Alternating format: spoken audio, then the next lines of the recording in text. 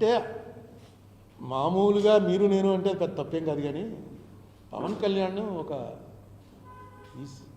Almost CM అవ్వాల్సిన వాడు, CM అవుతాడేమో అనేటువంటి అనుమానం నాలాటోళ్ళకు ఉంది, అవ్వాలని కోరిక కూడా ఉంది.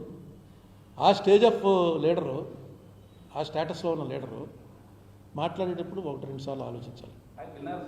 నేను విన్నాను, అంతా తెగ తిరిగేస్తుంది కదా ఆయన. మన రాష్ట్రం ఇక్కడ పచ్చగా కనపడడం వల్లనే అప్పుడు తెలంగాణది అభివృద్ధి లేదని చూడనప్పుడు విభజన జరిగింది. ఆ నేపథ్యంలో ఒకటండి విభజన కూడా ఈ రాజకీయ నాయకులు, సినిమా యాక్టర్లు వీళ్ళందరూ ఇక్కడ సమస్యని ఒక్కసారి కూడా ఇప్పుడు చెప్పలేదు. ఏంటి ఇక్కడ తిండి కూడా లేని వాళ్ళు ఉన్నారని, ఇప్పుడు కూడా 1,00,000 మంది తినలేని ప్రజలు ఈ ప్రాంతాల గోదావరి జిల్లాలో కూడా ఉన్నారని. మీకు ముంగండిలో ఒక బ్రాహ్మణ కుటుంబంలో ఒక ఆవిడ ఆత్మహత్య, నేను మోర్తాను 98లో. ఒక ముంగండిలో పండితుల ఊళ్ళో బయటికి వెళ్ళి తీసుకుని చనిపోయింది. నేను రాస్తాను ఈ విషయాలు ఎవరికి తెలియదు. లేకుంటే అప్పుడేంటి ఈ సినిమా యాక్టర్లు ఒకళ్ళు వీళ్ళు రాజకీయాలు కావులు పెద్ద నాయకులు వెళ్ళిపోయి అక్కడ ఉంటాం. ఇదంతా అభివృద్ధి చెందిపోయింది, అభివృద్ధి చెంది అనుకుంటే మన వాళ్ళకి ప్రజలకి తెలంగాణకు తెలియ అవన్నీ రాళ్ళు రప్పలని ఉంటారు. అక్కడ నీరు ఉందని, వరి పంటల్లో కరీంనగర్ ఇవన్నీ కూడా నెంబర్ 1గా ఉంటాయని కూడా నిన్నే చెప్తున్నాడుగా రేవంత్ రెడ్డి. ఇండియాలో నెంబర్ 1 వచ్చింది వరిలో, తెలంగాణ నెంబర్ 1 వచ్చింది. రాత్రి న్యూస్లో విన్నాను ఆయన స్పీచ్. నెంబర్ 1 ఈవేళ ఇండియాలో నెంబర్ 1 తెలంగాణ. ఏదైనా కాంగ్రెస్ టైంలో జరిగినవేనండి. అయితే మీరు చెప్పింది నేను అనేక సార్లు చెప్పాను, మీరు వినలేదు. నేను అనేక సార్లు స్టాటిస్టిక్స్తో సహా చెప్పాను. ఆంధ్ర తెలంగాణ ఈక్వల్గానే డెవలప్ అయ్యాయి. వాటర్ విషయంలో మాత్రం ఇప్పుడు వాటర్ ఎందుకు వాడుకోగలుగుతున్నారంటే ఫ్రీ కరెంట్ కాబట్టి, లేకపోతే ఎప్పుడు కూడా అగ్రికల్చరల్గా ఆంధ్రాకి డౌన్ కాబట్టి వచ్చి నీళ్ళు పడిపోతుంటాయి మనకి, వాళ్ళు తోడుకోవాలి. ఆ డిఫరెన్స్ ఎప్పుడు ఉంది, వాళ్ళకి ఆ ఇబ్బంది ఎప్పుడు ఉంది. ఇప్పుడు తోడేసుకుంటున్నారు ఎందుకంటే ఫ్రీ కరెంట్ గవర్నమెంటే భరిస్తుంది కాబట్టి. కానీ ఎకనామిక్స్ చూసుకుంటే అది కూడా తప్పేవాళ్ళు, అక్కడ ఇండస్ట్రియల్గానే డెవలప్ అవ్వాలి. నెక్స్ట్ మనకేంటండి, ఇప్పుడు చంద్రబాబు నాయుడు గారు ఎంత డెవలప్, అన్ని అమెరికా నుంచి వచ్చేస్తుంది, అక్కడి నుంచి వచ్చేస్తున్నాయి డబ్బులు, గూగుల్లో వచ్చేసింది, ఆదాని వచ్చేసాడు, అందరూ వచ్చేస్తున్నారు, అంత బాగా. మీరెందుకు రారు? మీ హెడ్ ఆఫీసు ఇంకా హైదరాబాద్లోనే ఉంది. మీ హెరిటేజ్ హెడ్ ఆఫీస్ తీసుకొచ్చి అమరావతిలో పెట్టండి. ముందు పెడితే ఏంటి, మనకేంటి ప్రయోజనం? ఆ ట్యాక్స్ ఇది మనకు వస్తుంది. ఇన్కమ్ ట్యాక్స్, కార్పొరేట్ ట్యాక్స్ ఏదైతే కలెక్షన్ అవుతుందో, ఏ స్టేట్ నుంచి కలెక్షన్ అయితే ఆ స్టేట్ అకౌంట్లో పడుతుంది. అలాగే జగన్మోహన్ రెడ్డి, భారతీ సిమెంట్స్, సాక్షి, అతనికి ఉన్న వ్యాపారాలు అన్నీ హైదరాబాద్లోనే ఉన్నాయి, ఇక్కడికి రారు. సినీ పరిశ్రమ సరే అది ప్రైవేటు, వాళ్ళని మనం అడగలేం, వాళ్ళకి ఇష్టమైతే చేస్తారు. అది వీళ్ళిద్దరు ముఖ్యమంత్రులను ఇద్దరు కూడా స్టేట్ డెవలప్మెంట్ కోసం, అందులో చంద్రబాబు నాయుడు గారు ప్రధానంగా. ఈయన ఎప్పుడు 15 ఏళ్లలో మనం ఈయనకి నిజంగా తెచ్చినవన్నీ లెక్కేసుకుంటే ప్రపంచంలో ఉన్న ఇండస్ట్రీలన్నీ ఆంధ్రాలోనే ఉండాలి. ఆంధ్రప్రదేశ్ అనండి, ఆంధ్ర అనండి, అన్నీ ప్రతిసారి పెడతారు. ఇన్ని కోట్లు వచ్చాయని చెప్తూ ఉంటారు.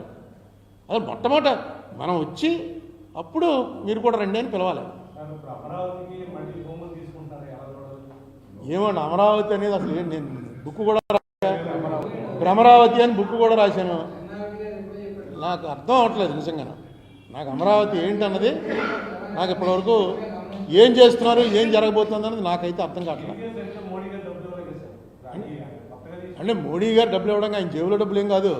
ఇక్కడ ఇచ్చారంటే మొత్తం ప్రపంచం అంతా ఎందుకు ఇవ్వట్లేదు స్పెషల్ కేటగిరీ స్టేటస్?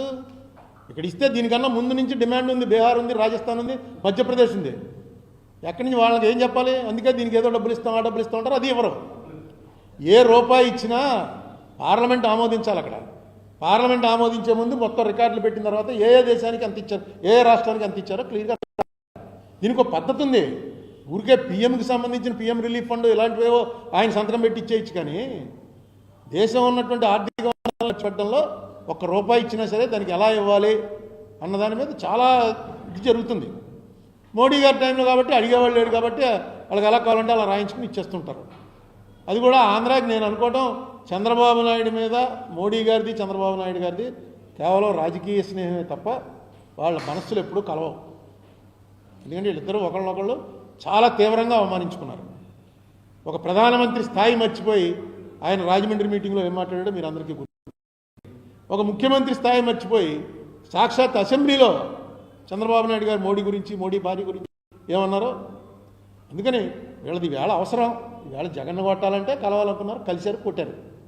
ఇది ఎంతకాలం కొనసాగుతుంది అన్నది చూడాలి. అంతే తప్ప మోడీ గారు ఏదో ప్రత్యేక సాయం చంద్రబాబు మీద ప్రేమ కొద్దీ చేయరు. నెక్స్ట్ మొన్న బీహార్ ఎలక్షన్ గెలిచిన తర్వాత వాళ్ళకి కాన్ఫిడెన్స్ వచ్చేస్తుంది చంద్రబాబు నాయుడు గారు విత్డ్రా అవ్వడానికి. లేకపోతే కొంచెం వాజ్పేయి టైంలో కొంత ఉండేది ఏంటంటే చంద్రబాబు తప్పుకుంటే ఏమవుతుంది గవర్నమెంట్ అని. ఇప్పుడు ఆ లెక్క కూడా లేదు. చంద్రబాబు తప్పుకుంటే గవర్నమెంట్ ఏమవుతుంది పరిస్థితి.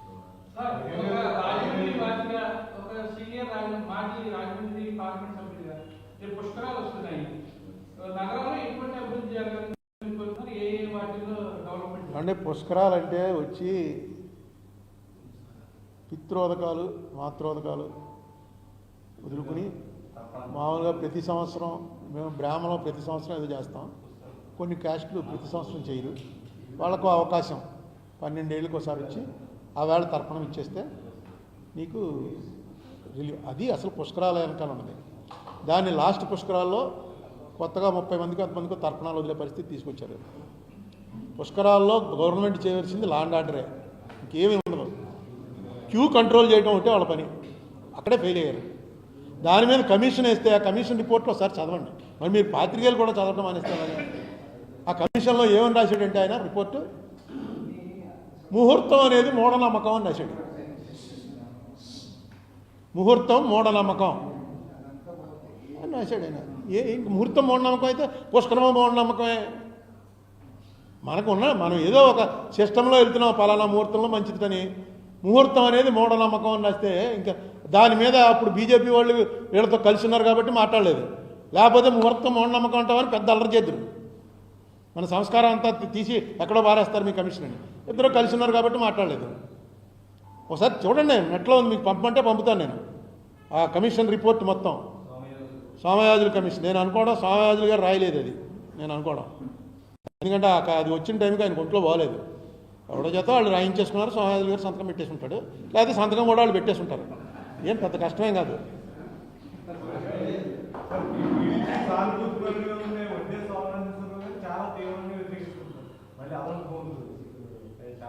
అదే నాకు నిజంగా అక్కడ వాళ్ళు అక్కడ కృష్ణా జిల్లా వాళ్ళు కాబట్టి శోభనాద్రీశ్వర వారికి వాళ్ళకి నాకన్నా ఎక్కువ తెలుస్తుంది. నాకైతే అసలు ఇప్పటికి ఏం అర్థం అవ్వట్లేదు. ఎందుకు ఇంకా భూమి ఉన్న భూమిని ఉన్న భూమి ఇంకా ఫ్లాట్స్ ఇవ్వలేదు. ఫ్లాట్స్ ఇవ్వాలి. నా నిజంగా చెప్తున్నాను, ఏదో పట్టుకుంది ఇది ఒక దాన్ని ఏమంటారు, దాని మీద పిచ్చప్రేమ వచ్చేస్తుంది. వాడు యాసిడ్లు అయిపోసేస్తుంటారు చూడు. యాసిడ్ పోసేవాడు వాడిది ఏంటి, వాడు పిచ్చప్రేమ వచ్చేసి ఈ నాకే దక్కాలి తప్ప ఇంకెవరికి దక్కకూడదు అన్నప్పుడు నిన్ను అది ఒప్పుకోవట్లేదంటే యాసిడ్ పోసేస్తుంటారు. అది సైకియాట్రిక్ ప్రాబ్లం. అలాంటిది ఏమన్నా వచ్చిందా ఏంటి నాకు అర్థం అవ్వట్లేదు. ఎందుకు వాళ్ళు వద్దు మర్రో అంటున్నారు అక్కడ. నేను వెళ్ళలేదు, ఎందుకంటే వాళ్ళు ఎవరికి నేనంటే పెద్ద ఇష్టం ఉండదు. భ్రమరావతి బుక్ రాశాను కదా, కానీ భ్రమరావతిలో రాసిందే జరుగుతోంది. అక్కడ రాజధాని పెట్టడానికి నేను వ్యతిరేకం కాదు, ఎప్పుడూ వ్యతిరేకించలే. భూసేకరణ అన్నది అన్ని వేల ఎకరాలు అనవసరం అని. ఎందుకంటే హైదరాబాద్లో ఇన్నేళ్ళు ఉండి లెక్క నేను ఇచ్చాను కదా, మీకు అందరికీ పంపించాను గుర్తుందా. హైదరాబాద్లో ఇప్పటి వరకు ఎమ్మెల్యేలకి ఎంపీలకి ఐఏఎస్ వాళ్ళకి ఐపీఎస్ వాళ్ళకి అందరికీ ఇళ్ల స్థలాలు, ఎన్జిఓలకి అనేక హౌసింగ్ స్కీములు పెట్టి ఇళ్ల స్థలాలు ఇచ్చి అన్ని ఆఫీసులు హైదరాబాద్లో పెట్టి మొత్తం అంతా ఎంత అయిందంటే 2250 ఎకరాలు. 2250 ఎకరాల్లో నిజాం టైం నుంచి రాజధానిగా ఉన్నది అక్కడ ఉంది. మనకేమో అసలు 30,000 సరిపోదు, 50,000 సరిపోదు, 70,000 సరిపోదు అంటే ఎక్కడి నుంచి వస్తారు జనం. ఒకసారి కొట్టండి నాపిడా అని కొట్టండి ఒకసారి నెట్లో. నాపిడా మయన్మార్, దాని పేరు ఏంటంటే గోస్ట్ క్యాపిటల్. మయన్మార్లో ఇలాగే కట్టారు. బర్మాలో మిలిటరీ గవర్నమెంట్ రాగానే కొత్త క్యాపిటల్ కట్టారు, రంగూన్ నుంచి తీసేసి. నాపిడా దాని పేరు. ఇప్పటికి అక్కడ 5 స్టార్ హోటల్స్ పెద్ద పెద్దవన్నీ కట్టారు. ఎవడో రాకపోతే స్టార్ హోటల్లో ఏముంటుంది, అందులోకి ఎవడో ఒకటి తీసి మొత్తం వీడియోలు తీసి పెట్టాడు. గోస్ట్ క్యాపిటల్ 10 వే లైను 10 రోడ్లు అనమాట. ఒకటి సైకిల్ వేసుకుని వెళ్తున్నాడు, తీశారు. ఇది 10 వే లైన్ అని. జనం లేకుండా ఏముంటుందండి. అందుకే మెయిన్ కావాల్సింది జనం. ఎక్కడి నుంచి వస్తారు జనం? మీకు 50,000 ఎకరాల్లో వచ్చి జనం ఉండాలంటే ఎంతమంది ఉండాలి? కనీసం మినిమం టు బిగిన్ విత్ ఒక 20 లక్షల మంది ఉండాలి. మనకి 20 లక్షల మంది ఉన్న సిటీయే లేదు ఆంధ్రాలో. ఒక సిటీ తీసుకెళ్ళి అక్కడ పెడతావా? పెంచుకుంటూ వెళ్ళాలి. నగరం నిర్మాణం అంటే నగరాన్ని పెంచుకుంటూ, పల్లెటూరు పట్టణం అవుతుంది, పట్టణం నగరం అవుతుంది. ఇక నగరం కట్టేయడానికి జనం ఎక్కడి నుంచి వస్తారు? ఏమో చూద్దాం.